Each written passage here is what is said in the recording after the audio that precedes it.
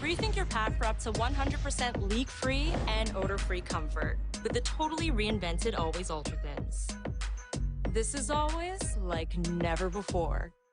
Thank you guys for what you do for HBCU athletics. This is a fantastic avenue for all of us. This is our ESPN, so we love what you guys do. Brian, AD, Roy, all you guys at BCSN. We really appreciate what it is that you guys do for us.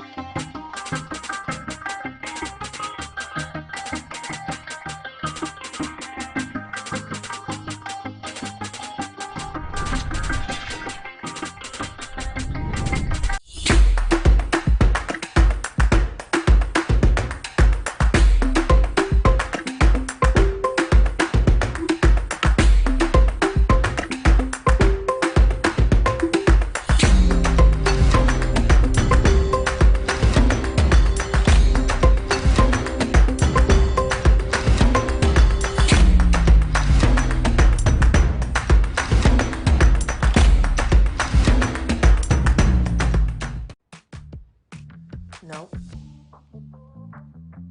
Nope. Come on, him? Ooh, I like him.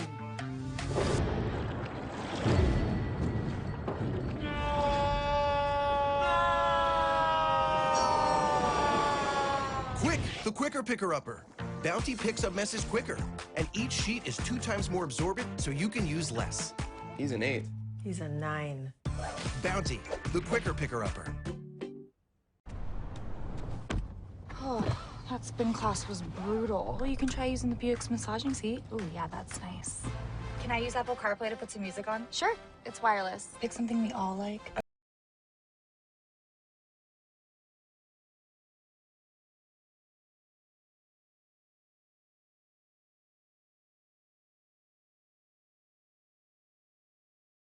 Yes, we did. The all-new Buick Envision, an SUV built around you, all of you.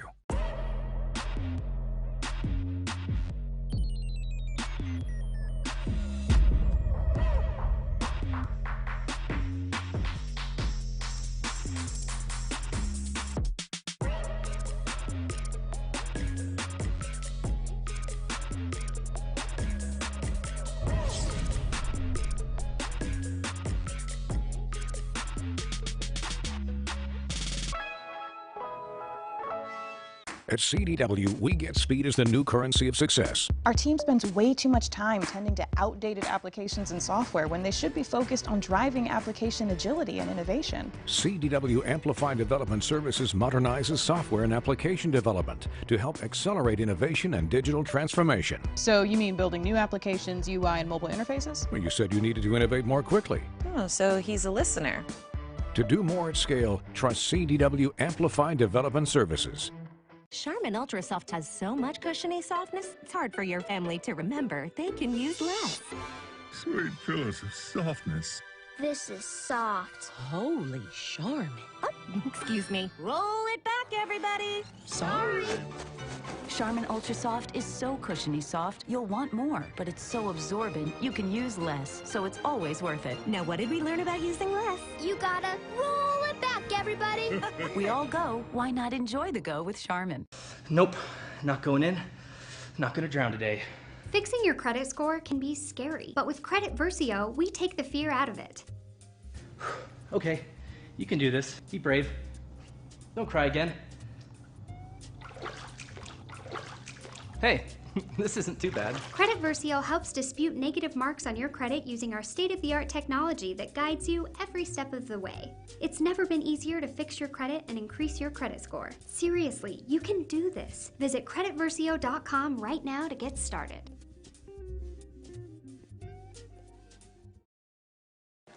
Supermarket sushi, really? No. Wait, Troy, you work here? I'm never not working. Like Head & Shoulders Scalp Shield technology, up to 100% dandruff protection, even between washes. Never not working, huh? Oh, Troy, you're such a good teacher. Yeah, I know. Never not working. Never not working. Never, ever not working. Are you serious? Never not working. Dandruff protection that's never not working. Head & Shoulders Scalp Shield technology.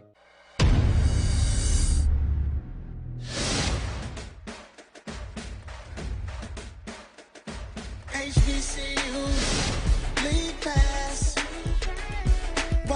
favorite black colleges. Some of the best players in the land. HBCU, league pass. It's game time, I'm proud and I love my HBCU. HBCU, league pass.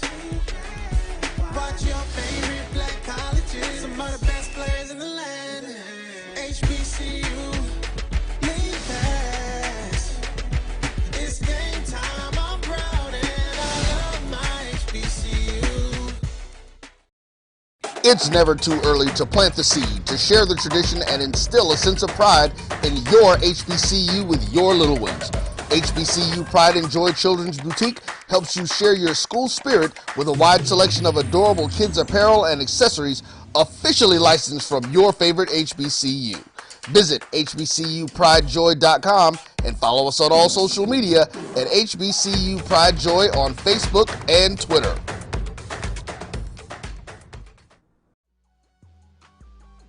This is the Dean of the College of HBCU Sports, Kenyatta Cavill of Dr. Cavill's Inside the HBCU Sports Lab with Mike Washington and Charles Bishop. Come mix it up in the lab where the course lecture is in session every Tuesday from 6 o'clock p.m. Central Standard Time on Facebook Live, YouTube Spreaker, or the BCSN app, as we discuss all things about the HBCU sports culture, including exploring the week that was in the sporting HBCU diaspora, as well as the upcoming week of HBCU sports. With me, the Dean, the College of HBCU Sports, on Dr. Cavill's Inside the HBCU Sports Lab with Mike Washington and Charles Bishop. Course lecture dismissed.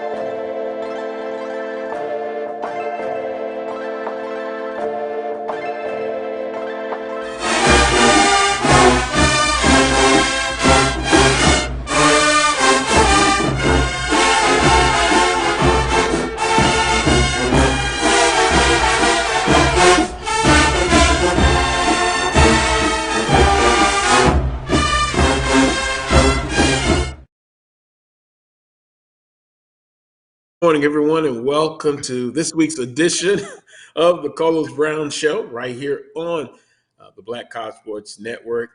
You can tune in each and every Saturday at 11 a.m. to 1 p.m. Central Standard Time. Again, right here on the Black College Sports Network. Today's guest menu looks like this. You see him on the screen. Charles Edmond will be joining me for today's show. And also, Brandon B.J. Jones of Inside HBCU Football. Here's what's trending. Then we'll introduce Charles Edmond officially. Prairie View A&M releases Dr. Reed as the Director of Athletics, and this release was immediately. He's no longer the Director of Athletics at Prairie View A&M. Also, on a somber note, administrator of the Facebook page, Friends Who Love Southern University Sports, Sean Derek Perkins, tragically passed away. Never got a chance to meet him, but we would exchange emails, text messages. I know he watched the show, but most of all, he was a huge Southern University supporter, fan. So he's going to be missed. So, journey well, Sean Derek Perkins, who passed away, administrator, Friends Who Love Southern University Sports on Facebook. Charles, good morning to you, sir. How are you doing? I'm doing well.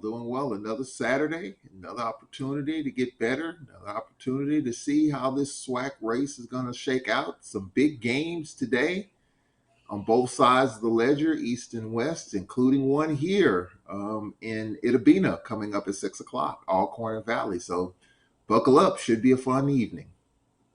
Well, Charles, we can get out of the way now, or we can just wait and just go through the uh, groove, the vibes of the show. But Southern University in a big game today as well. And I don't know, you can say games of the week, Southern and Prairie View, Jackson State, and Alabama State for their homecoming. But I'm just going to go and I'm going to be objective here. I'm just going to say simply it's Southern University and Prairie View. Again, I could go games of the week, but I think this one really between Southern University and Prairie View A&M for the winner, it's going to propel them a little bit deeper into the Western Division race. But for Southern University, a loss simply with a divisional team will give them 2 losses overall. But as you stated, that 2 is actually, it seems to be more than 2 games lost because it's in the division. But a huge matchup. I mean, a huge matchup and a lot of storylines with Coach Dooley coming back to Prairie View.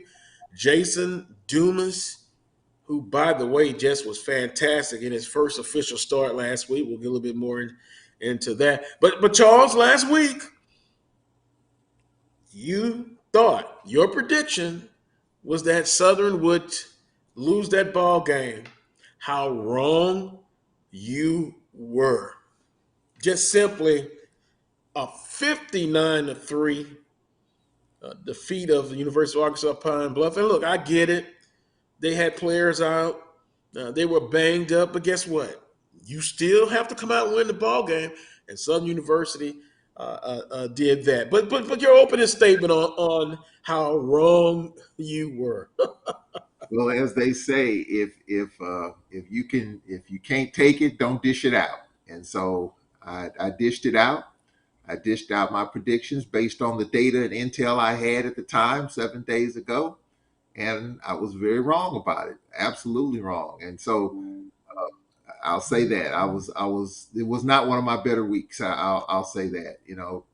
Congratulations to the Jaguars for bouncing back, getting up off the mat.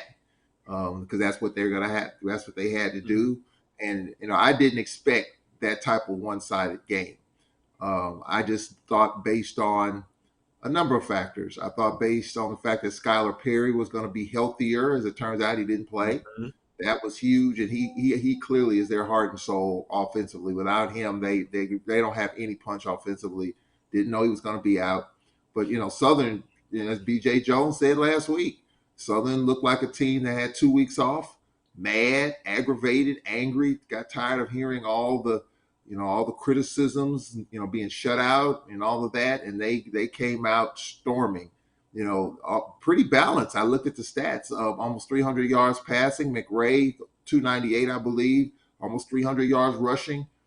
That's kind of I was really surprised at the rushing numbers because we know Eric Dooley loves to throw the football. So, but hey, congratulations. Southern University got off the mat. And so all you can say is that they got it done and I didn't.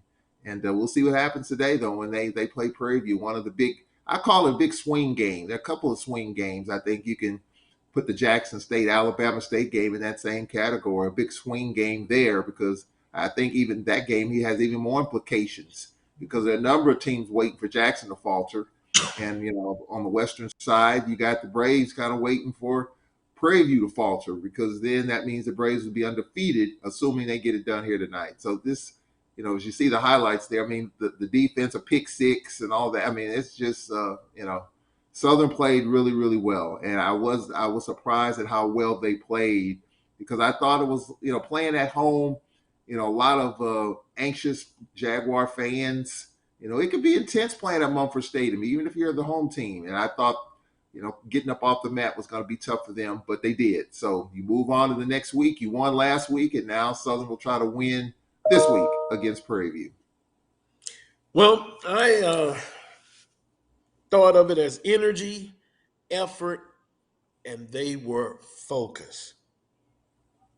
Jason Dumas, he was missed.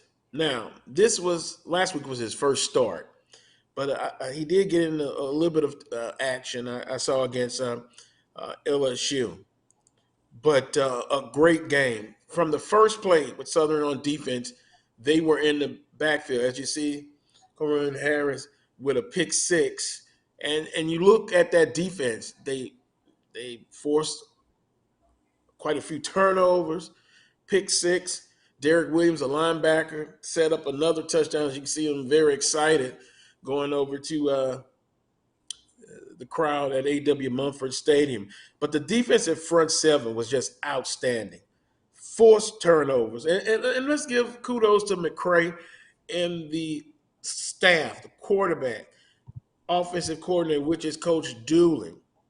McCray played much better, under control, although he had a pick, but for the most part, he played smart. And a lot of times you could kind of see him going through his progressions quickly. And boy, Quincy Reshore last week in that interview nailed it. Having been in that position that Bashawn McCray was, I thought he did very well. He improved. Now, you're going to look for consistency with Bashawn McCray. And this game today, which starts at 4 p.m. on ESPN Plus, it's another opportunity to get better, to be consistent. Consistency is what you're looking for now. Special teams, Joshua Griffin, outstanding. Kickoffs, touchbacks. Pretty much, I think only maybe one, maybe two, but I'm sure of one that was returned that didn't go into the end zone. Kendrick Grimes, dual threat running back, can play wide receiver, and as Coach Dooley talked about, could actually start as a wideout. I thought he had a tremendous game. So, but overall, you'll go back to it. The energy was much better. The effort was there, and the focus throughout the game. So the Jaguars 59-3 over the University of Arkansas Pine Bluff. 15,792 were in attendance. Charles, you mentioned about the team statistics, 252 yards for Southern rushing the football. Arkansas Pine Bluff, 3 yards. Net yards passing, Jaguars 298 yards passing. Arkansas Pine Bluff 187, and a good bit of that was in the fourth quarter. Southern also continues to play a lot of people. They'll rotate, 8 offensive linemen, 8 defensive linemen, just an overall great performance. Now, if there's one thing that you can point to that has to improve, and it has also been consistent, that's been penalties. 9 penalties for 95 yards. That's a problem. And you've got to correct that. That could literally cost you some drives. We've seen early in the season in the red zone that penalties cost an opportunity to get some points. We could point to the Texas Southern game as one. Time of possession, 36 minutes and 42 seconds for the Jaguars, 23 minutes and 18 seconds for Arkansas Pine Bluff. The Jaguars were 10 of 15 on first down. That's a big improvement. Bashawn McCray, 14 of 18, 241 yards. And, of course, Kendrick Grimes, 80 yards. Bashawn McCray, 79. Gerard Sims with 33 yards, rushing on 11 attempts. Leading the way for receptions, Cassius Allen, 5 receptions for 68 yards. Gregory Perkins, 2 for 68. And Kendrick Grimes, 2 for 39. And Cornelius Dyson, 1 reception, 35 yards. And Tyler Kirkwood, 1 reception for 35 yards. Overall, a solid victory for Southern University. So with that being said, the Jaguars now must put that behind them. They must put it behind them and now focus on Prairie View A&M. And Charles, if you look at it, just a couple of quick statistics. Scoring offense, Southern is second in the conference, 40.5 off 40 points a game. Prairie View fourth, 25 points a game. Scoring defense, Prairie View's number two, giving up 20 points a game. Southern University fourth, 23 points a game. Coach McDowell has continued the success that Coach Dooley has at Prairie View A&M. They're a little bit different now offensively. Running, rushing attack, they go 2 or 3 deep, and then they're doing it defensively. Very physical, very stout defensively. So you can see the early lines with that Southern University offense. I think Bashawn McCray has to be consistent and have another good game. And then Southern University, I think they're going to have to continue to be balanced. They're going to have to be balanced today. And I think Prairie View is going to try to take away something from Southern University, whether it be a passing attack, but we look at them, they're going to try to stop the run. That's foremost. So if you look at it, it's kind of an old-fashioned way. Tough defense, run the football, win the field position. And by the way, they have the most field goals out of the teams in the conference. So old-fashioned, physical, intangibles. Coach Dooley coming back to Prairie View. He brought half of the staff over with him.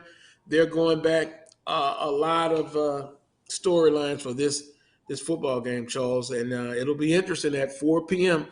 Win or go home. Literally for Southern University, they will be in a tough spot if they lose this ball game. Prairie View loses, they're still in it, and they have been talking about it. No one gave them credit coming into this season, defending Western Division champions. So they've been wearing that on their shoulders, Charles, in my humble opinion. Yeah, they have. I mean, I think when you look at Southern University, I think Coach Dooley coming back home, coming back to a place where he had success. All the emotions. I know he wanted to deflect a lot of that stuff this week, and Doom is coming over from Prairie View. That's that was a big pickup. That was a big transfer that you picked up. But Southern is pretty much in a championship fight every week now. At least for these next two. They got it done last week against UAPB. They're in another one this week, and they'll be in another one next week when Alcorn comes rolling in Baton Rouge. October. Southern has to get back on track in a big way, and in order to do that, they've got to win these next two. If they drop another one this week or next week, they got Lynchburg, I think, after that. Then I think Jackson State. But if they drop one of these next two, then they probably won't get to where they want to be. I mean, I think it'll be tough to overcome those two hurdles, those two losses, especially in the division. You brought up a good point, and it's something that we're kind of seeing a little bit. Running the football. The Braves, we know we do that well. We beat UAPB scoring 38 points, and our quarterback, Aaron Allen, had 99 yards passing. Prairie View scored over 30 points last week, and their quarterback didn't even have 100 yards passing. Teams are ground and pound now, running the football. Southern University did a good job of that last week. Prairie View did a good job of it. A number of teams in the league are starting to at least be more committed to running the football, where you don't have to put the ball in the hands of the quarterback. Now, Jackson State's a little bit different. I think Shedeur Sanders, clearly, he's their leader, and he's trying to spray the ball all over the field. But even though Jackson State's running game has not been what it needs to be, I think they need to be better. But when you got Shedeur Sanders slinging it, then you don't necessarily need all of that, even though you talk about balance, and you definitely have to have that. So I think you're seeing a little bit of a change here in this conference. It's not about the gunslinger mentality like it once was, when you had the Eric Randalls of the world and the Steve McNairs of the world and the John Gibbs of the world and all these other quarterbacks that were pushing the ball down the field. You're seeing some of that, but you're seeing more teams now go to the run. And it's not pretty. It's not fancy. It doesn't excite you, but that's the way you win football games, ground and pound. And if you can do that, then you can get whatever you want in the passing game. And I think that's kind of what you're seeing right now in the league. And we'll see if that trend continues as teams continue to get more film and more tape on you. Well, I've always stated that, and to your point, I like a team to be balanced. And here's my question. Because if you look at, and I'll go back to last year, Southern University, I think you would agree, ran the football. First down, second down, they threw when they had to. But here's the thing. I'm going to take a different position. To me, I worry about teams that are one-dimensional. Go back to Southern last year.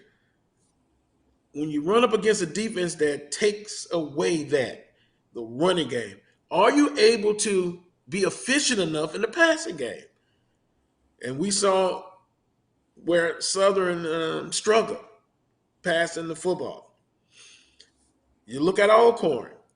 If against UAPB, the running back had an outstanding game. Take nothing away from him. But think about it.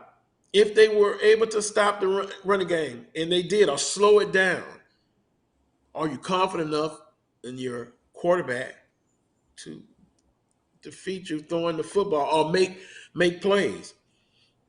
Even Prairie View's quarterback, I was looking at some stats, not efficient in the passing, but they have not had to really rely on throwing the football to win. But if Southern can come out, and I think this is where they're going to have to be laser focused on stopping the running game, because that's what Prairie View A&M does well. Take it away from them.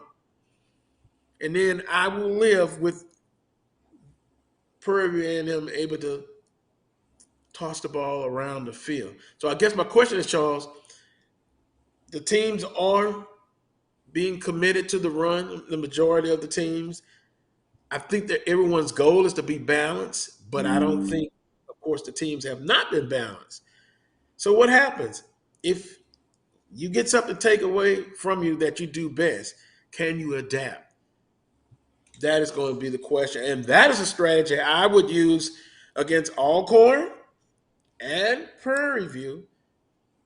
And you prove to me that you can be balanced. Can you do something else well? To me, that's a good strategy. And if you lose by employing that strategy, you live with the results. Yeah, I mean, right now, the way it's going in the league, if you can slow down the run, you have a chance of winning the game. And I think, when you talk about the quarterback position, just look at the quarterbacks we have in this league right now that are still trying to figure it out. Aaron Allen is still trying to figure it out. Even though McRae only had 4 incompletions last week, I think it's safe to say that he's still trying to figure these things out. You look at the quarterback at Texas Southern, still trying to figure it out.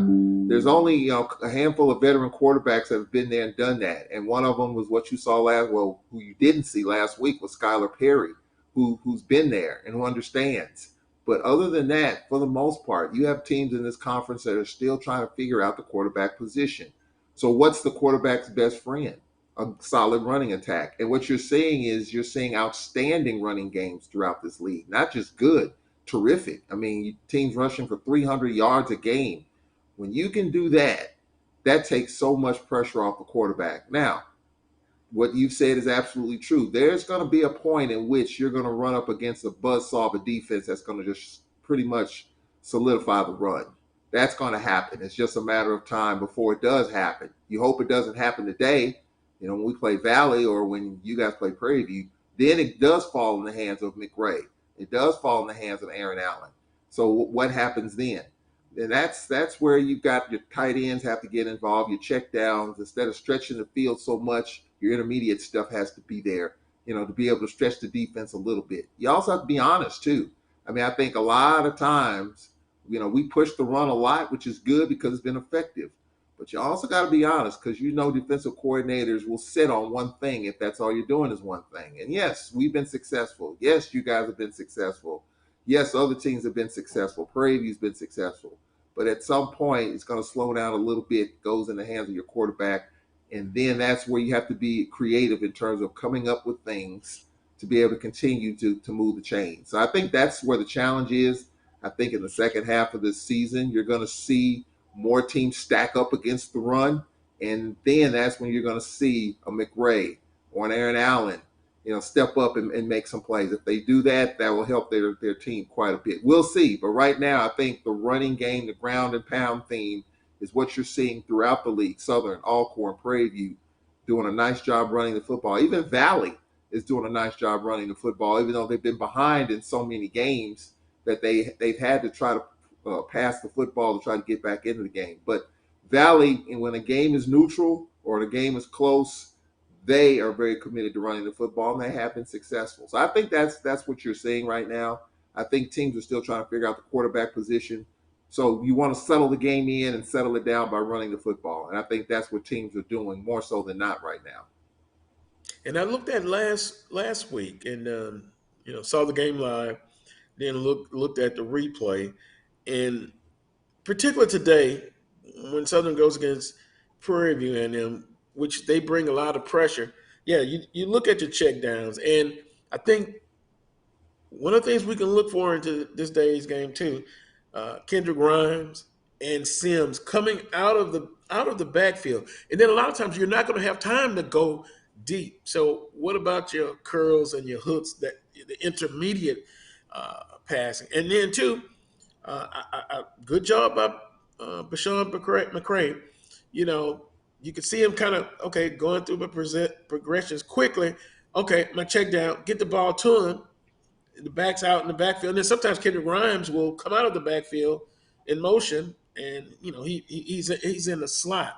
So there are creative ways to combat a great defensive team. It's a chess match, and it's interesting to kind of look and see in actual real time some of the adjustments of that are made. But McCray, he has to, again, just kind of follow up a good performance with another one and another one. Just be consistent.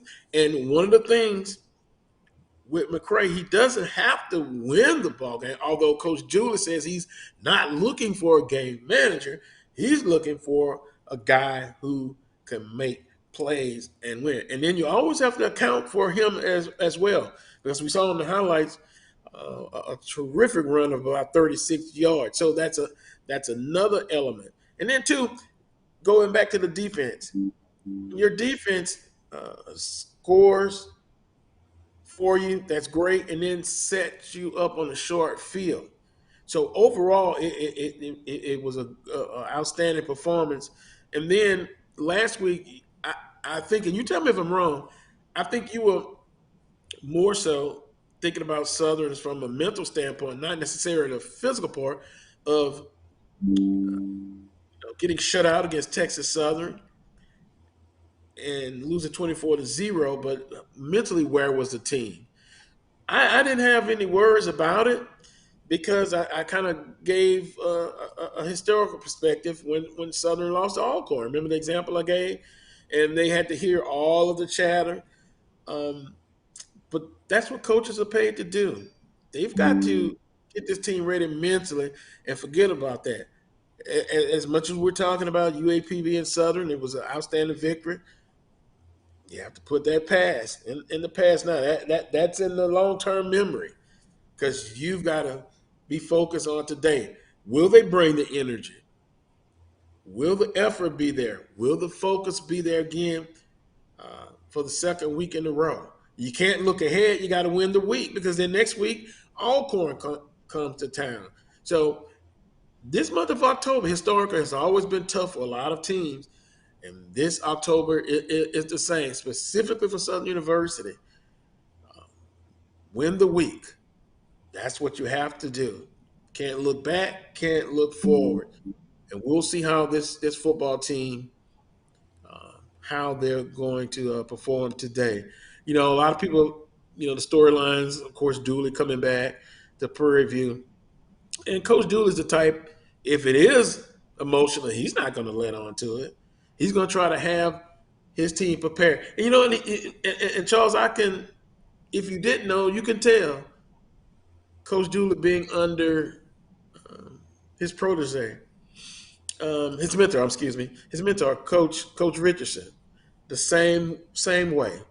Never get too high, never get too low, and a lot of the fans were, of course, disappointed about the game against Texas Southern, but a good win plus another good win today, if they can get it, no one's really going to talk about it, about the Texas Southern game.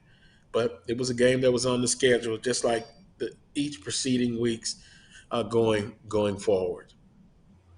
Part of the reason why I picked Pine Bluff to win Mhm. the game was because of my uncertainty in terms of how this Southern team under a new coach would respond to a very difficult loss. Now, I know last week and previous weeks you talked about Dawson Odoms. If Dawson Odoms was coaching this team, I would have had Southern to win last week because when their backs against the wall, and you know this, and I think everyone who follows Southern knows that it seems like under that administration, Southern played their best football when their back was against the wall. They went to Prairie View and blew them out one year when no one gave them a chance to win the game. So with a new administration, a new way of doing things, you don't know how a team gets themselves up off the mat.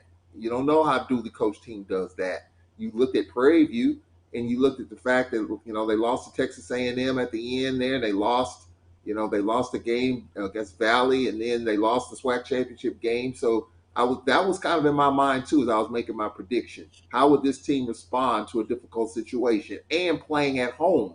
We know playing at Mumford is not the easiest place in the world, not even for the home team when there's pressure. And there was pressure. There's no doubt about that. So that's how I came up with my rationale of UAPB, veteran quarterback, team that can run the football a little bit, can team defensive. That's why part of the reason why I picked UAPB. Yes, I was wrong, dead wrong. Southern came out and played. Now we know that Southern can get off the mat. Now that they're back on level a little bit, playing in a tough place, Dooley's former place of employment, can they get it done again? Because no one's going to be talking about UAPB if you don't beat Prairie View today. And so I think that's going to be the huge storyline because Southern can't afford another loss right now if they want to get to where a lot of people expect them to be, which is in the SWAC championship game. They don't win today. They don't win. I mean, let's just look at today. They don't win today. Probably won't get there. Not saying that it's not impossible, but probably not. A lot has to happen. A lot has to happen that will be out of your control because the only thing you can do is win your game. And if you lose your second game in the division, you got to hope two other things happen that are out of your control. And that probably doesn't happen. That's probably not going to happen. So that's why I think that these games for Southern, these next two are critical because then they'll get back on level. They'll have tiebreakers. They go into Lynchburg and get that, and then Jackson, and then just kind of go from there. Because Southern, again, like I said last week, they have a very front-loaded division schedule early on. They don't play their first game against the East until Jackson State. That's at the end. Then they've got Mississippi Valley. Then they've got Florida A&M. And FAMU's fight for their lives right now. So it's, you got to get these division wins when you can get them, and you got a lot of them early. That's what Southern has at the front end of the schedule. So, just explaining my rationale for why I picked Pine Bluff. I was dead wrong. Way off base. But We know. I mean, not even. Yeah. I didn't expect that score at all. I mean, I'm way off. But Congratulations to the Charles, Jaguars. But I just look at the other intangible things as to why I make my picks, and the mental aspect of it, and just trying to rebound from tough situations. I didn't know whether Southern could do that or not. They did, so I'll put that in my clip and save file, and we'll see what happens today. well, all you had to do was ask me, Brother Charles. All you had to ask me. And then too, I've always said though, you'll find out the true metal of a team and its character when you get hit in the mouth and you're knocked down. It's just like in a box match. You get hit, and if you've never been put down on the canvas, how do you react when you get up? Do you panic, or do you come out swinging? And let's say if you really got hit and you get a standing 8 count, and you've seen box, and then they get up. If they make it up, then you've got to really turn the switch on, but then you got to clear your head a little bit. You just want to survive the round. But when you get some adversity, and I've always said it, how does a team respond? Southern responded well. Let's see if other teams, how they respond if they're in that same position, because that's the true test of toughness, how you can come. And you have to hear it. Another example, FAMU got destroyed, right? Literally the same score.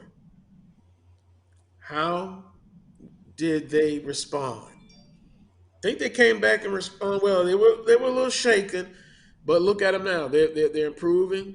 They're playing better, and we can't see them in another rematch with Jackson State. That can't happen, but they can go on with the rest of their season. So it'll be interesting to see what happens. University of Arkansas Pine Bluff. They had Perry out, had several starters out. Let's see how they respond from the loss last week to Southern University. This conference race will continue to go on. And some have said it's been wild and wacky so far. I don't know if I would term it in that way, wild and wacky, but it has been wild so far, and it's still early. The month of October always tells the teams where they are and what they are made of, and this October is no different. We're going to take a timeout. When we come back, it'll be more of the Colos Brown Show right here on the Black College Sports Network. Of course, Brandon B.J. Jones is coming up at the top of the hour number 2. We'll look into conference standings. We'll look at the games this week, and then we'll go review the games from last week. Just a lot of good football going on today in college football. You're watching the Colos Brown Show right here on the Black College Sports Network. We'll be right back. From novice to aficionado, find yourself here. High-quality cigars plus personal customer service with Slow Burn. Visit our website, www.slowburnwaco.com.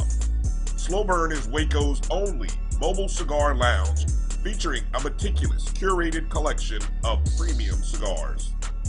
It's more than a mobile lounge. It's an environment and an experience rich in history, luxury, and personality. An elegant extension of any celebration occasion. It's the perfect escape and meeting place, a space where you can relax or enjoy a shared passion. Have Slow Burn plan your next big event, or before you are planning to celebrate your win over your athletic rival, you can shop our collections at www.slowburnwaco.com. But if they want to tab, I'ma do the dab, yeah.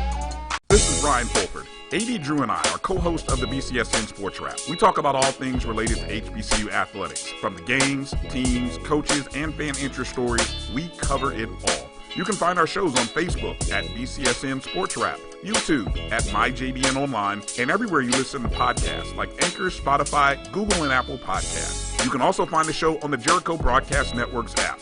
Make sure to download. We look forward to you joining the conversation and being a part of the show.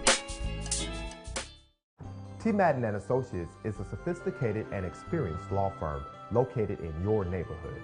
We're turning injury to cash. T. Madden and Associates obtained almost $2 million for my injury. They turned my injury to cash. Now, we can't guarantee how much your injury is worth, but we've recovered millions for our clients.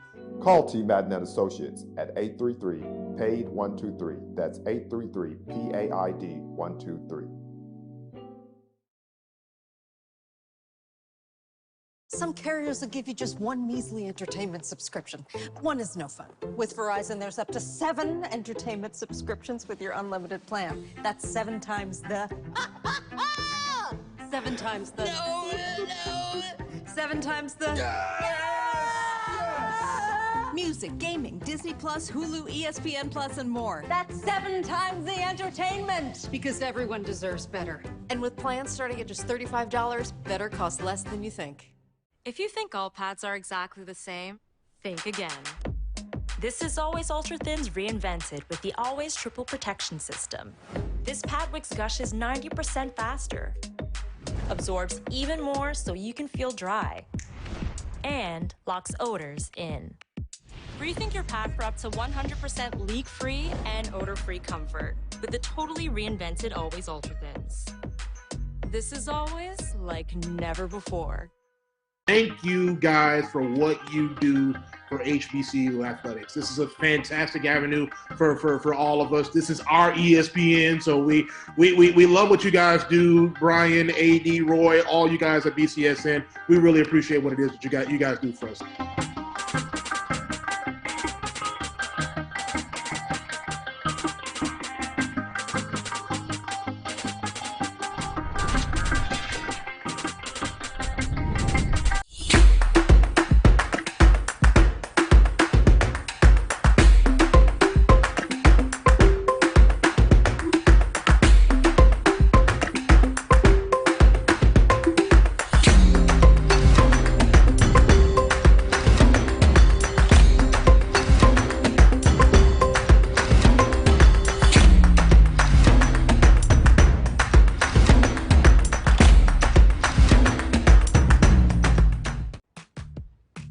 Nope. Nope. Come on, him. Ooh, I like him.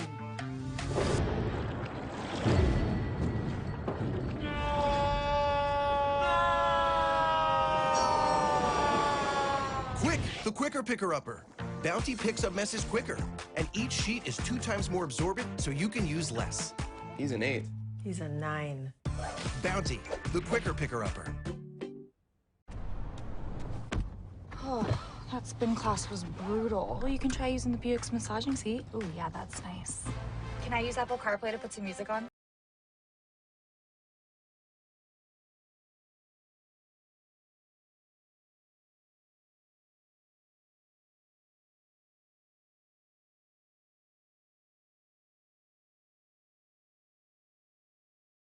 The all-new Buick Envision, an SUV built around you.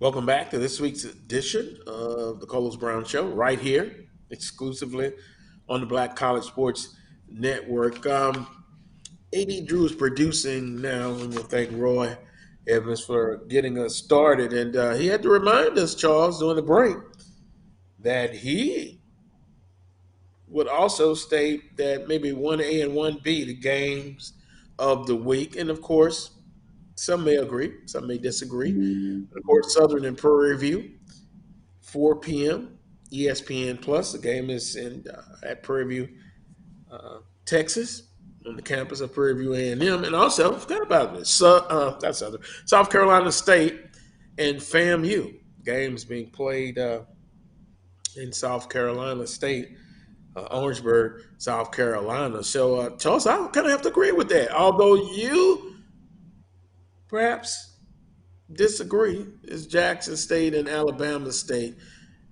But some say potato, some say potato. But I'm going to agree with AD on that one. Yeah, I mean, that South Carolina State FAMU game is intriguing. You know, I forgot about it myself, actually. You know, there are a couple of places I would love to go. I haven't been to Tallahassee, and I would love to go to Orangeburg. You know, Alcorn back in the day used to play South Carolina State on a regular basis, and I would love to see, you know, that beautiful campus there in Orangeburg, South Carolina. So, yeah, I would agree that game, you know, you talked about it in the last segment, how for FAMU, it's about, you know, all they can do is win the week. And that's all they can do. They can't control what Jackson State's going to do or not going to do. They obviously have to hope for Jackson State to stumble twice, because they lost to them and down in Miami. All they can do is just win the week and see what happens. And that's a tough position to be in when you can't really control your destiny. Which for FAMU, their sights are high. They want to win the East, but it's not under their control. But for them to continue to progress and get better, because we're approaching the midway point of the season. This is what, the first week in October, and so we're getting to the midway point of the season.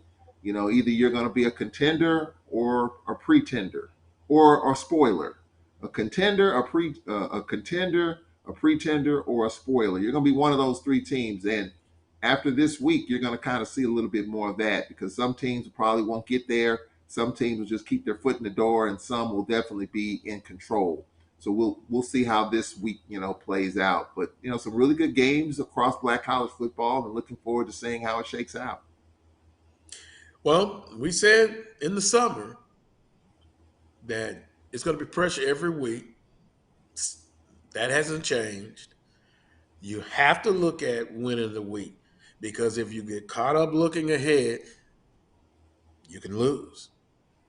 Once again, if you do face some adversity, how do you respond to it? So when this conference they brought in 2 extra teams, 2 new members, and then the coaches that were hired, that were brought in. That's the way it is now. It's a lot of pressure, and who can handle the pressure? Not, we're talking about football specifically now, but with all sports. Now, yeah, instant gratification now. If you lose one game, it's trouble. If you lose 2, it's really bad. And so that's where we are now at this point. You call it the month of October. Some will say October red. Some will be October happy. Some will be October sad. It is going to be very interesting. Well, to your point, Carlos, quickly, we talked about Coach Sanders and what he's doing, right? Obviously, Hugh Jackson is struggling at Grambling big time. They got a game at A&M, who got off the deck last week. And now the talk this week is Eddie George losing the lane.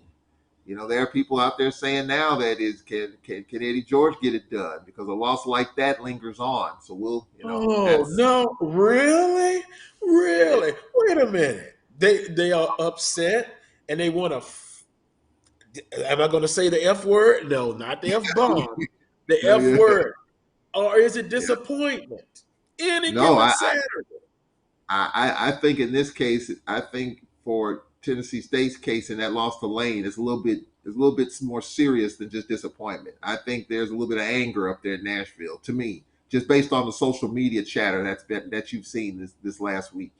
That was not expected at all, not at all. And so, yes, it's when you lose a game like that, then of course the question is going to come up.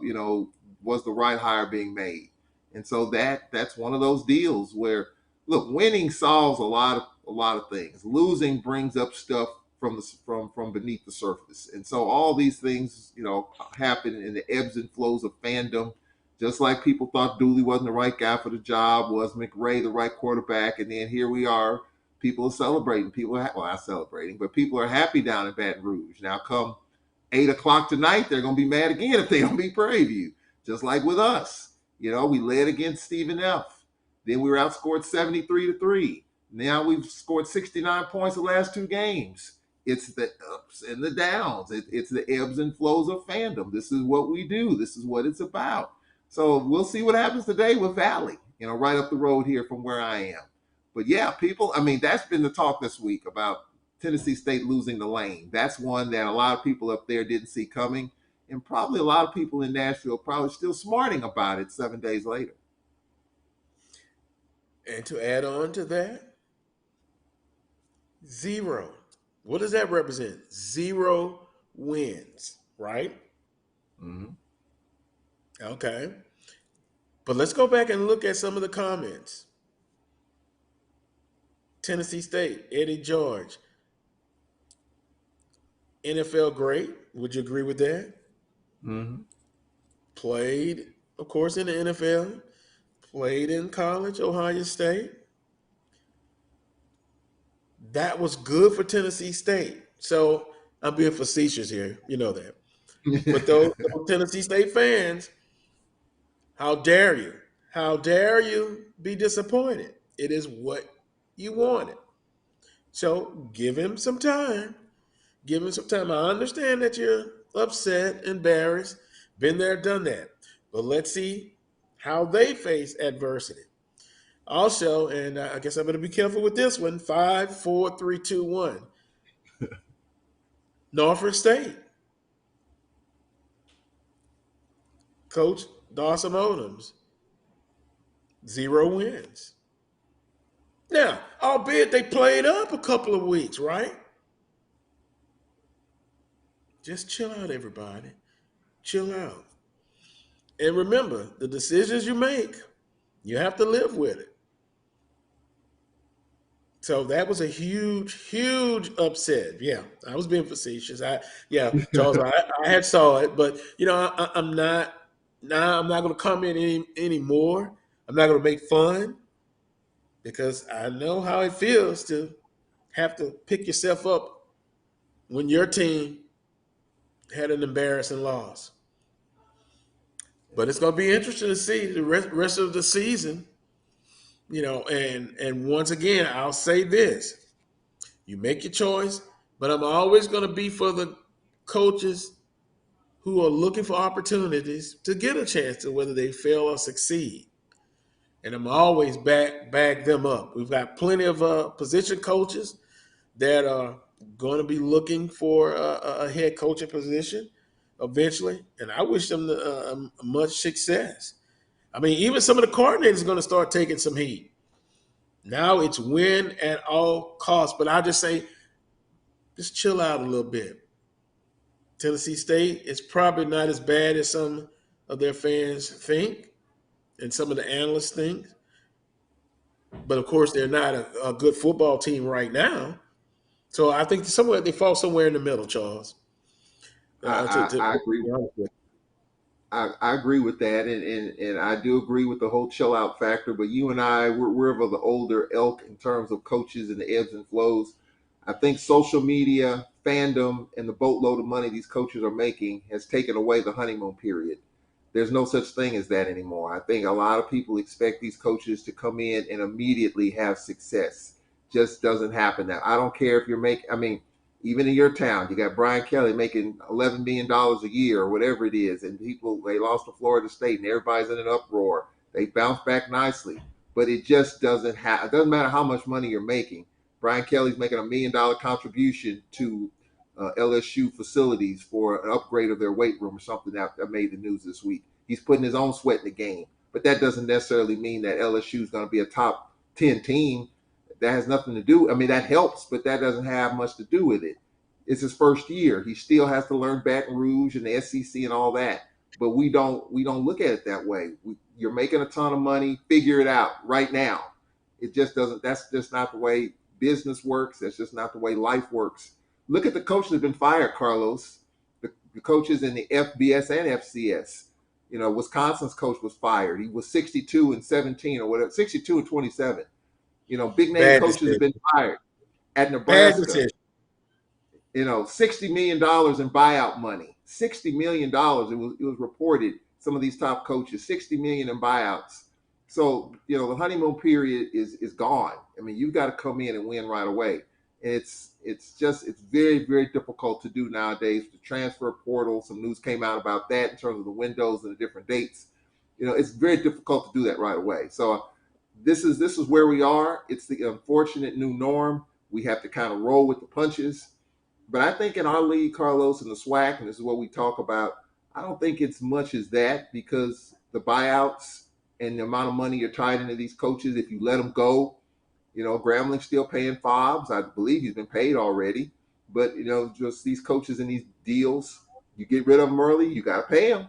And then you're tied into other coaches. You're paying different staff. So I think it's a little bit different dynamic at our level because of the amount of money that you're already committed to, that you will be committed to with another coach. So this is just where we are, unfortunately, or fortunately, however way you want to look at it. And I'm just more of a patient guy. I think you just have to relax, as you say, just as they say, chill a little bit. It's going to take a little time. And I do think these coaches are really good for a reason. I do think they'll turn it around. I think Dooley will be fine. I think Eddie George will be fine. So I think, of course, Coach Sanders is fine. So I think, I think everything will be okay, but you just can't panic, and you got to stay true to who you are as a coach and as a person.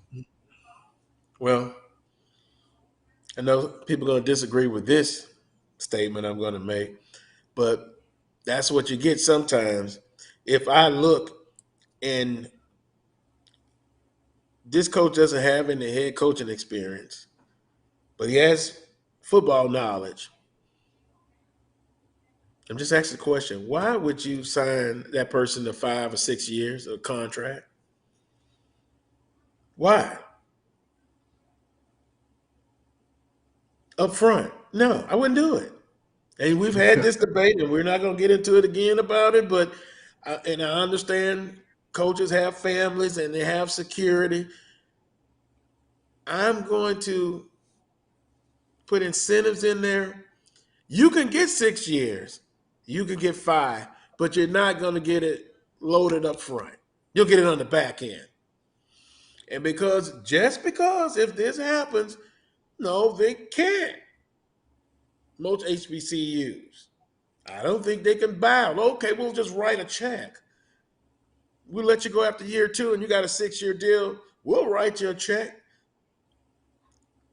right now. We got the big boosters that we'll cover the next 4 years.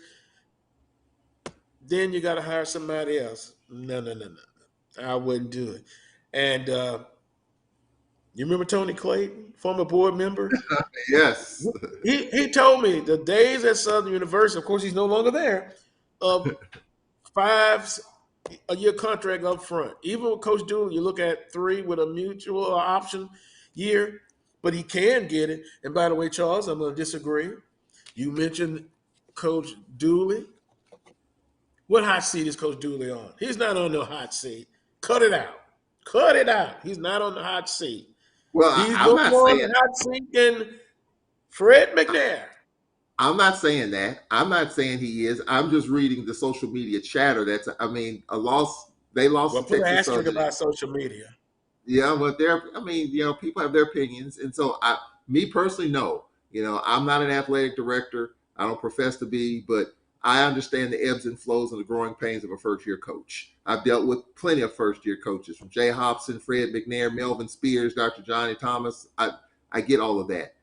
That's not me saying. I'm reflecting a lot what some people, after Southern lost to Texas Southern, some people felt like, is Dooley the right guy? I felt all along like he was, and he's hired a great staff, and he's made the right moves. He just stumbled against Texas Southern, but he picked himself up off the deck. He picked his team off the deck. The team picked themselves off the deck and beat and won last week against UAPB.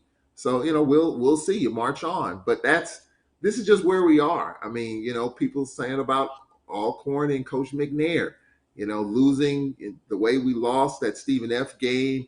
The Tulane game wasn't great. And then, we did a nice job in beating McNeese and did a nice job in beating in UAPB. But there are people that are still kind of uneasy, because of how we're getting it done offensively. Our passing game is not there. Jarvian Howard has been terrific. The running game's been terrific. But there are people that are still uncomfortable, with it. I get calls every week about it. Like, are you happy? You satisfied?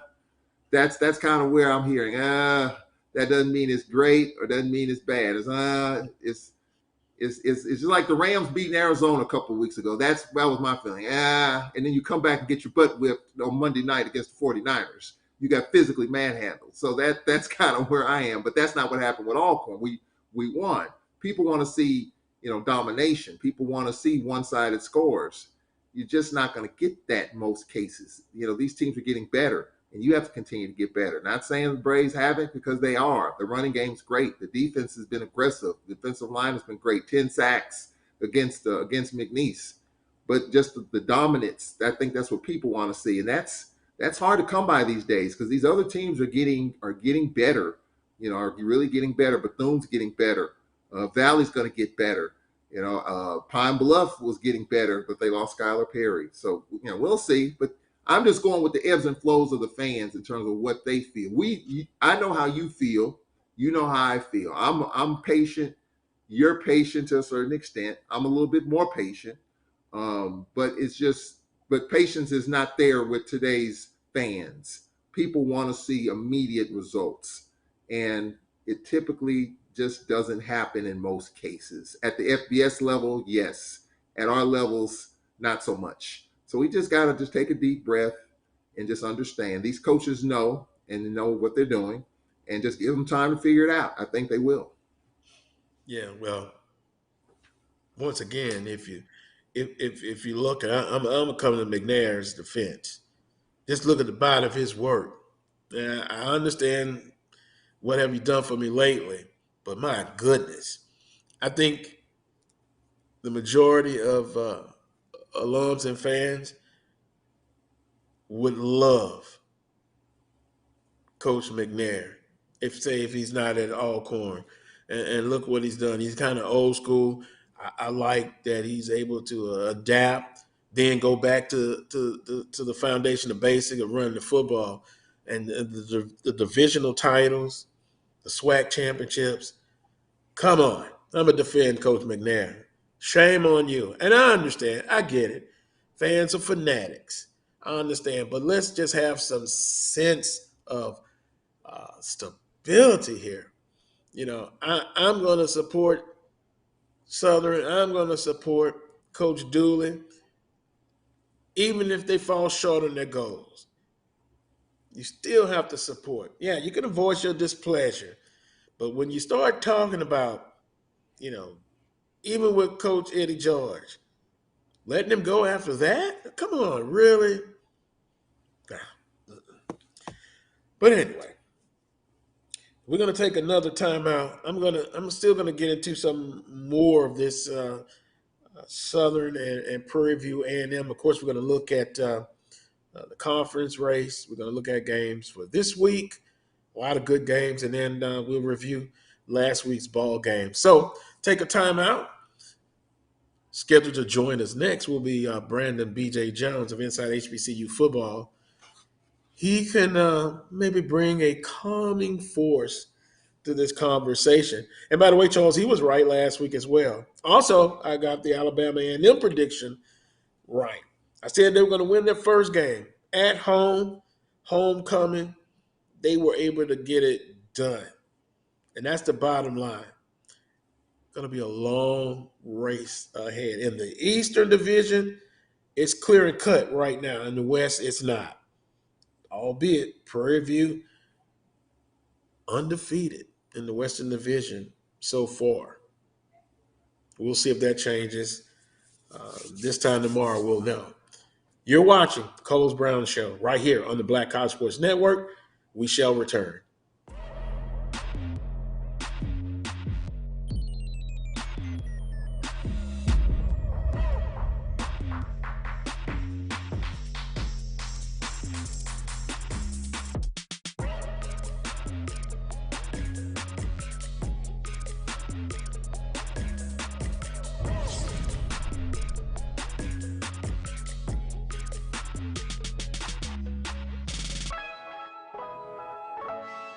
At CDW, we get speed as the new currency of success. Our team spends way too much time tending to outdated applications and software when they should be focused on driving application agility and innovation. CDW Amplified Development Services modernizes software and application development to help accelerate innovation and digital transformation. So you mean building new applications, UI, and mobile interfaces? Well, you said you needed to innovate more quickly. Oh, so he's a listener. To do more at scale, trust CDW Amplified Development Services. Charmin Ultra Soft has so much cushiony softness, it's hard for your family to remember they can use less. Sweet pillows of softness. This is soft. Holy Charmin. Oh, excuse me. Roll it back, everybody. Sorry.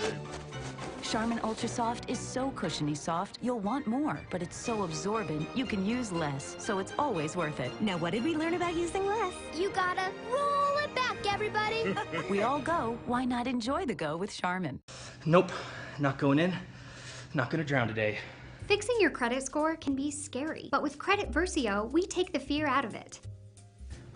Okay, You can do this. Be brave. Don't cry again.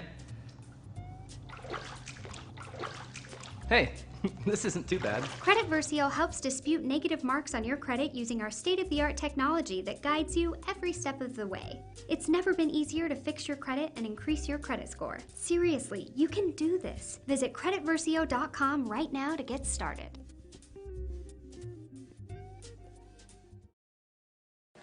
Supermarket sushi, really? No. Wait, Troy, you work here? I'm never not working. Like Head & Shoulders Scalp Shield technology, up to 100% dandruff protection, even between washes. Never not working, huh?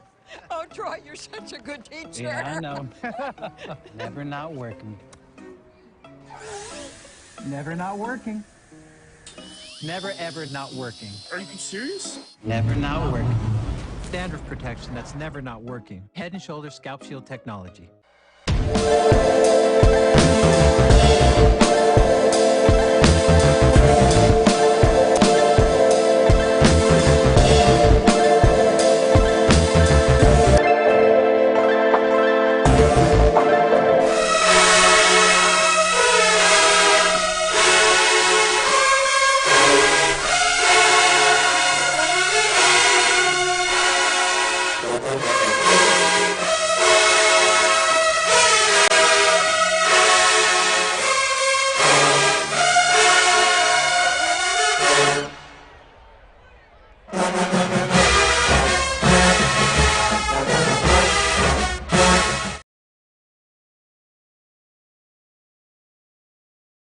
Brown Show right here on the Black College Sports Network. Charles, you enjoying the human jukebox, huh?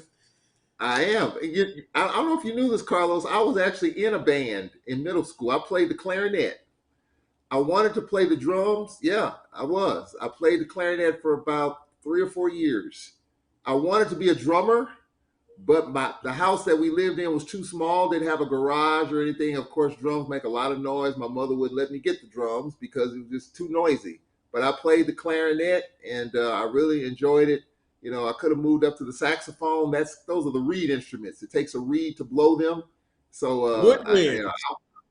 Woodwinds, correct. And so I was really into that in middle school, and just it was a fun time for sure. So I have a lot of respect for people in these bands, because that thing ain't easy. That is not an easy thing to do.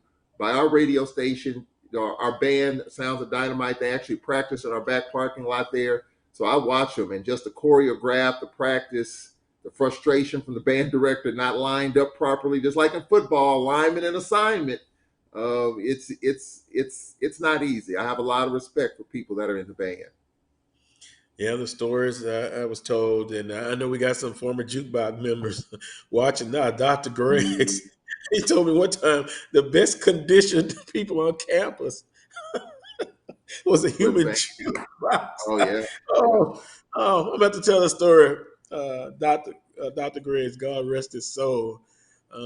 I felt the fire from him a couple of times, but I'll have to tell that story one day. Wow, Dr. Griggs. Yeah, but band is instrumental.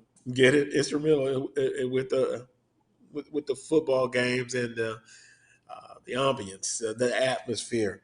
We're waiting on Brandon B.J. Jones. He'll join us shortly, I'm sure. But last week in the Southwestern Athletic Conference, Alabama A&M, of course, over Bethune-Cookman, 35-27.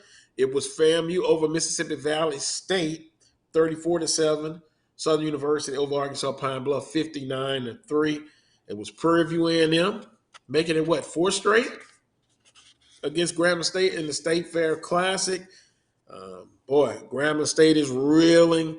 It's reeling, and you know what? I'm not surprised. That football program, Coach Jackson he has his work cut out for him.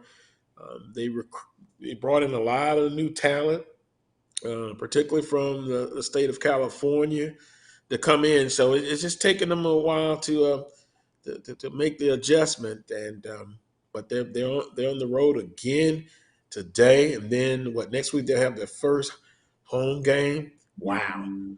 Elsewhere in the conference, Alabama State over Texas Southern 16-13. Since the Southern University win against Texas Southern's win against Southern University, they've dropped 2 in a row. So sometimes we've talked about it. How do you overcome adversity, and then can you sustain success when you're successful? So again, goes back to the word I'm looking for: consistency. Consistency. That's what I'm looking for. BJ Jones joins us. I do believe I see the Atlanta Braves hat there, I guess. My baseball team, I don't think made it, Cubs. But BJ, good afternoon. How you doing, sir? Doing pretty good, Carlos. How's it going?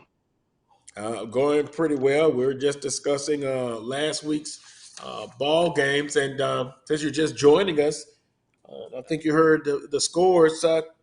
What are your thoughts on the games in particular last week? Any game kind of stood out to you, one way or the other? Really,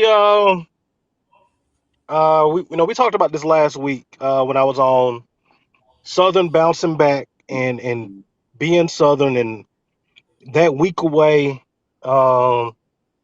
Our boy picked against us last week. Remember that now? We can't let Charles forget that one now. He's been eating crow. He's ate his crow. But the way that Southern bounced back, the way that they looked on last week, I think that was was big. And then Alabama A&M getting it done against Bethune-Cookman. Their backs were against the wall. Their backs are against the wall again today against Grambling. Charles's alma mater, and I think that those are two of the games that really jumped out to me. Seeing how teams who, to this point, season hadn't gone the way that they would have liked for it to go, and seeing how they responded, and both responded well.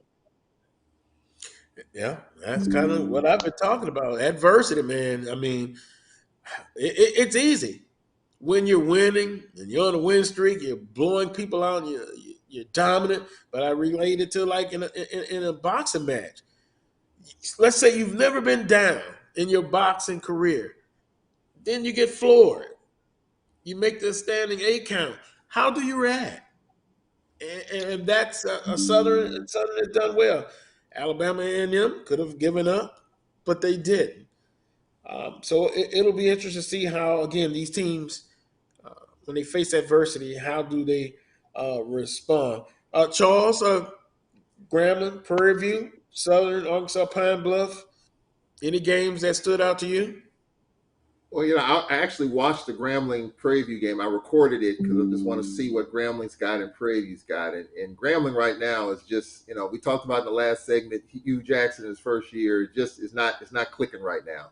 They had a touchdown call back on a penalty, first of all. They had a chance to get an early score on the board. They had a touchdown call back on the penalty. Too many penalties, too many mistakes. And then the way that first half ended was just awful. Prairie View scored 2 touchdowns in the last minute 45 of the first half, including one in the last 30 seconds, a defensive score. I mean, that was a difference in the game. They had a touchdown taken off the board, those 2 scores late in the first half, and they lose by 3 scores. That's your ball game. That plus the penalties. It was kind of disappointing to watch, but, you look at the second half, they're down 2 scores, and you feel like if they put something together, they can get back in the game. They just never did. So Grambling right now, it's kind of a mess right now. I know the whole G thing is still floating around out there. I just want to put that to bed. Like, hey, Hugh Jackson knows his team. He knows how to get them motivated. We can agree or disagree with the method behind it. But, at the end of the day, he knows his team better than any of us. So we'll see how they do today against an A&M team that got off the mat, against Bethune-Cookman. I didn't see that one come. I got that one wrong because I just didn't see any offense from A&M enough to be able to say that I feel confident, even on their homecoming, that they were going to win. But they did. So now we'll see, which team gets it done in Huntsville today. Being consistent. Consistent. Today's schedule, Saturday, October the 8th. FAMU at South Carolina State, 1 p.m. Charles, this one's South Carolina State's pretty tough at home under Coach Buddy Pugh. FAMU on a winning streak right now. Who do you see winning this game? Your prediction? I'm gonna go with FAMU. I think FAMU's in a nice little rhythm right now. I got a chance to look at a little bit of that South Carolina State, South Carolina game. That's a tough thing for South Carolina State. The game moved around due to the hurricane and all that. I get that money game. I get that. But I think Florida A&M right now is in a nice rhythm. That Albany State win that they had got me a little concerned. Like, is this team gonna get off the mat? Because they kind of stumbled and bumbled through Albany State through most of that game. They put some things together in the second half. So I do think FAMU's on solid footing. It's going to be tough, though, to win in Orangeburg, but I think FAMU's got a little bit more punch offensively. I'll go with Florida A&M. BJ, I'm kind of up in the air on this one. Your predictions with FAMU and South Carolina State? Man, I'm going FAMU. I mean, South Carolina State feels at the quarterback position. I understand that they're going to start another quarterback. They've been inconsistent. I think that a lot of us expected to see the South Carolina State that we saw in December, but what we're seeing is the South Carolina State that we saw the earlier part of the season last year, where they were inconsistent at best. And I don't think they get it together today. I think FAMU is trending in the right direction. They've won 3 in a row, and I think they're making 4 in a row today against South Carolina State. Well, I'm gonna make a clean sweep. Although I'm tempted to go with South Carolina State, but inconsistency on offense. FAMU gets it done. They're on a roll right now, and they pulled themselves off the mat after that Jackson State debacle and just the adversity they've went through, with certification issues and what have you. Grambling State at Alabama A&M, 1 p.m. HBCU Go TV. Grambling State is they're rocking, not in a good way. Alabama A&M at home, always worth 3 points, 3 to 7 points. Alabama A&M gets their second win in a row. I got them defeating Grambling State University. BJ? Yeah, I'm going Alabama A&M. I know that Grambling has a long winning streak. I think it's at 5 games now against Alabama A&M. The I think streak that comes to an end. being home is going to make a big difference. That game not being in the hole makes a big difference. And I think that if you look at who's between the two been playing the best, it's been Alabama A&M. Grambling has played well in some spots, and you can see the talent on that football team. But I think Alabama A&M has it together for the most part, and I think that this is going to be a challenging day for that Grambling offense. I think that people have kind of slept on how good, how much more improved that Alabama A&M defense is. I like Alabama A&M, but I think it's going to be close, Carlos. I think it's going to be close. So you got Alabama A&M. Let's see, Charles. I'm gonna go with my alma mater on this one. I looked at the game last week. I did see a couple of bright spots.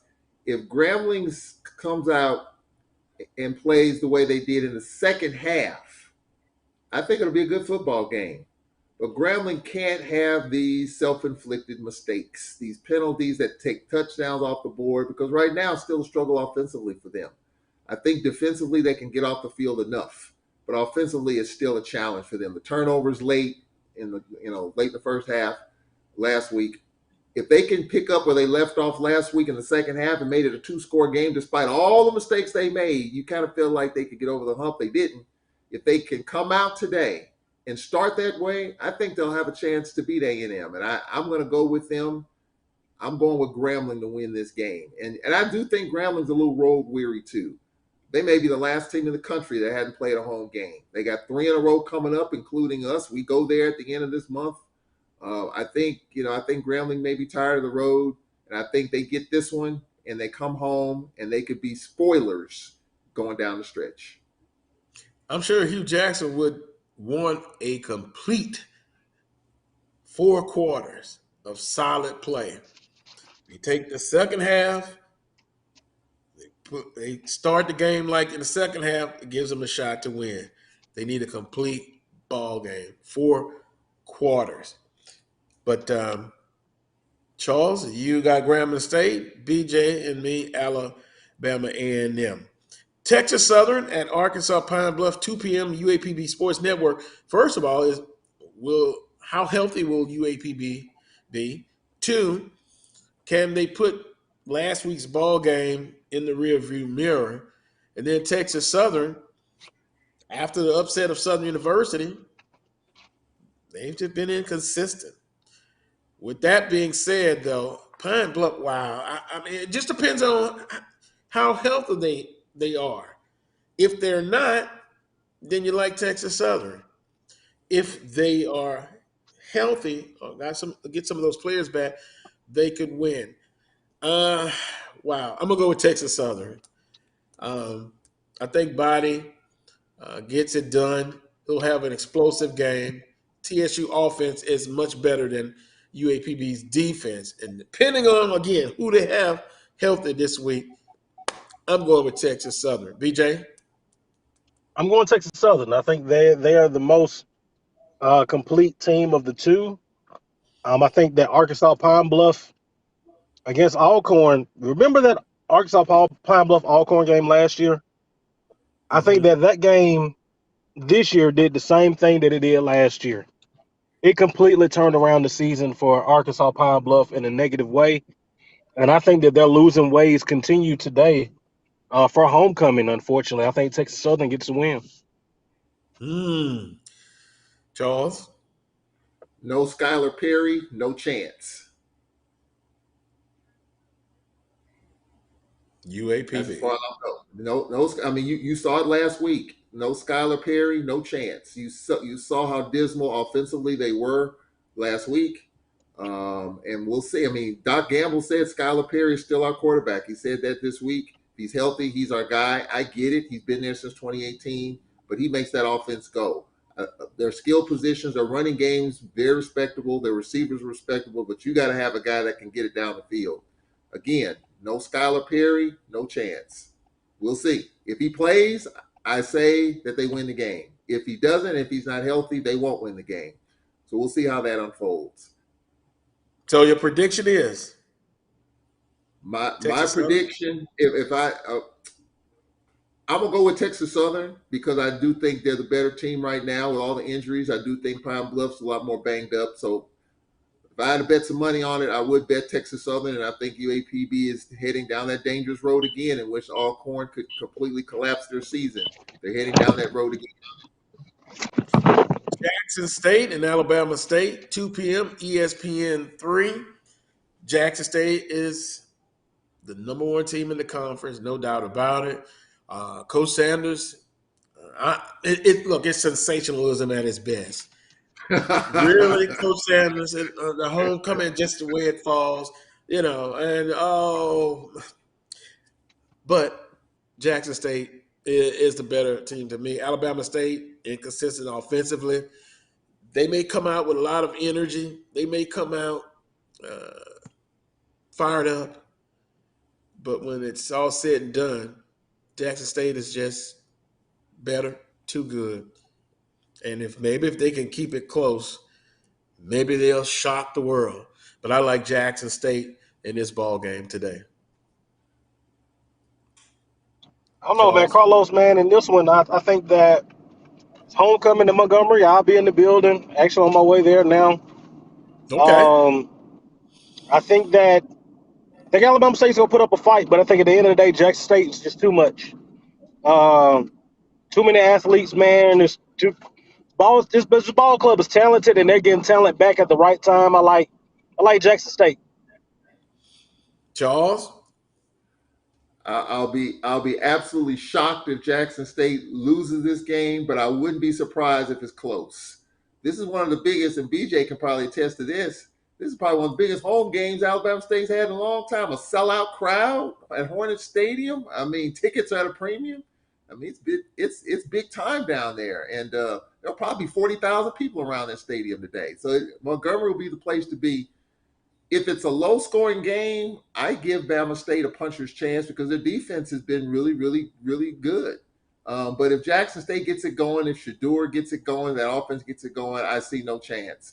I'm going with Jackson State to win the game, but I would not be surprised if it's close. I think we lost BJ. Maybe we'll get him right back. Bethune-Cookman at Tennessee State. Wow, Tennessee State. Well, how will they respond? That seems to be the theme today. How will they respond against a Bethune-Cookman team who have been in the state for a couple of week and a half because of the hurricane? Their campus sustained some damage.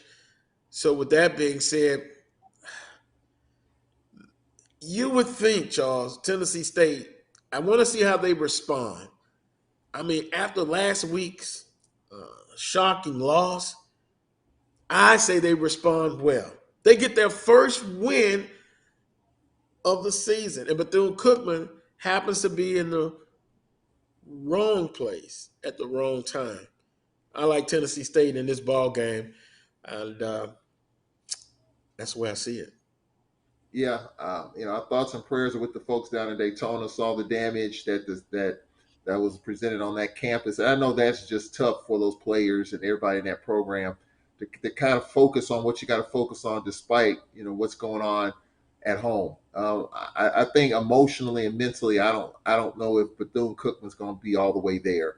I do think for Tennessee State, they're at home. I do think they'll bounce back. I have Tennessee State winning that game. And, of course, the game is 5 p.m., ESPN+. Last but not least, Alcorn State at Mississippi Valley State, 6 p.m., ESPN+. Once again, Valley is tough. They may be a better team than last year. Defensively, they play hard. They rally around the football offensively, inconsistent at best. And I think Alcorn State will try to run on first down, second, and third. If Valley does not stop Alcorn State's rushing attack, it could be a long night. And then, too, when you're running the football, unless you're just having a lot of explosive plays, and they can very well do that, Alcorn. But I think they'll control the clock. And Alcorn State is just a better football team at this point. They defeat Mississippi Valley State, my prediction. Yeah, this is going to be a tough game because Valley always plays us tough in Irabina. And, an alum called me a couple weeks ago. He was just kind of running down the schedule in terms of who he thinks we're going to beat and all that. He said, that Valley game, he said, it's the law of averages. And I'm like, what do you mean? He said, the law of averages means this. At some point, you've been winning these close games with Valley. At some point, you're not. And so this person believes we're going to lose at Valley today. This is an Alcorn alum. And he believes that the law of averages. And I think he was saying that based on that and based on the way we're playing at the time. I think if the Braves come out and run the football the way they've been doing it with Jarvion Howard, with Nico Duffy, with Javante Leatherwood, if they do that ground and pound, they will just ground Valley to a halt. And I expect that to happen. But what the Braves can't do is what happened with Grambling last week. Self-inflicted penalties and turnovers and mistakes. Because Valley's going to play hard. They will do that. And when you think about it, what's disappointing to me when I look at Valley, they've actually played better in the non-conference games. Tarleton, Delta State, they played better in those games than they have in conference games. Jackson State and Florida A&M, albeit the two best teams on the eastern side. So I do expect Valley to come out and play hard with a lot of passion. But at the end of the day, I think the Braves defense will stand tall. We're going to run that football, make it a little more comfortable for Aaron Allen. And if we get a decent lead, I do expect, a little more passing in the passing attack to get him going, because a lot of people are concerned about Aaron Allen in that passing game. We haven't needed it because our running game. A lot of people are concerned about the quarterback position. And it's even more news this week as it was revealed that our backup quarterback, Markevian Quinn, a kid that was slated to be the number 2, has left the program. And so now you've got a kid, Trey Lawrence, who will be elevated to the number 2 position. So now that's a little bit of a storyline to deal with. And got to get Aaron Allen going. Fred McNair said he's not concerned about the passing game at this point. He's not concerned about it at all. But at some point, as we talked about in the last hour, when teams stack up the box and you can't run the football, what do? You know, I hope not, but this may be one of those games in which Valley just might be stuffing the run a little bit. Then it puts it on Aaron Allen's shoulders. So that's something to be concerned about. I do think the Braves are the better team. I think Valley's going to play hard. But what the Braves cannot do is get off to a slow start and give Valley life and confidence at home. That can't happen, because if it does, it could be a long night. We haven't played Valley at 6 o'clock at Edabina since I've been here. I asked Fred McNair about it. Can he remember a time in which he played Valley at a 6 o'clock kickoff? He said not since the days that he was playing. So this is kind of new for us, you know, playing here at 6 o'clock. Normally it's 2 or 4. It's 6 o'clock under the lights. It's going to be interesting. But I do think the Braves will win the game. I just think they're just a better football team, more complete. And I think they'll be able to grind Valley to a halt in terms of running the football and taking time off the clock and limiting Valley's possessions. I think it behooves Alcorn to get that passing attack going, because I'm a firm believer in being balanced. I know, you have to run the football, particularly when you're going up against an explosive offensive team. And that's a valid point, those who are concerned for our Alcorn State as far as getting a passing attack. And you know, when you're being one-dimensional, you can get away with it. So far, and the history lesson last year with Southern University showed where you have to diversify your offense. If you're one-dimensional and a team takes away what you do best and the only thing you do well, it's a valid point. So we shall see. Southern and Prairie View. I think we've lost PJ. We may get him back, but it's going to be up close. It's going to be personal. Trayvon Conley with Prairie View. I think Southern University, they will have to stop Prairie View's vaunted running attack and make them one-dimensional. And I would live with it. If I'm Coach Henry Miller, defensive coordinator, we're going to put pressure. We want to have the same start that we had defensively against Arkansas Pine Bluff. If Prairie View is successful running the football like they've done in the games already this season, it's going to make it extra tough on Southern University, because that's what Prairie View wants to do. They want to keep Southern's offense off the field. And whether you agree or disagree, Southern offensively, the capability of being very explosive. You kind of saw last week that offense kind of get the timing down. Can they still improve? Yes. Have you seen everything offensive that Southern University will do? I don't think you have. Coach Dooley is an offensive guru. He's offensive coordinator. But also, Bashawn McCray has to put together another solid, consistent performance. Now, defensively, Prairie View, very physical, very good defensively. I gave you the stats in our number one scoring defense. They're right there. They're very good. But now on the back end of their defense is where you could have some success. But teams have not been able to take advantage of that because they've been able defensively to get after people. But as simple as this, which defense is able to stop the running game? And I think Prairie View and them defensively, they're going to say the same thing, Charles. Let's see if Bashawn McCray can beat us throwing the football. So balance for Southern University is critical, and specifically with Bashawn McCray. He has to make plays when available. Special teams, Prairie View's very solid. They lead the league in field goals. So You know they can get it done there. Southern special teams have been, they've gotten better. They've gotten better. With all that said and done, Charles, how much of an impact will Jason Dumas coming back to Prairie View? The storylines, Coach Dooley and assistants. They say they're not going to get caught up in the emotions. It's about winning the week. This is an important game that they need, and they want to come out successful. Your prediction, I think I know where you're going with this, but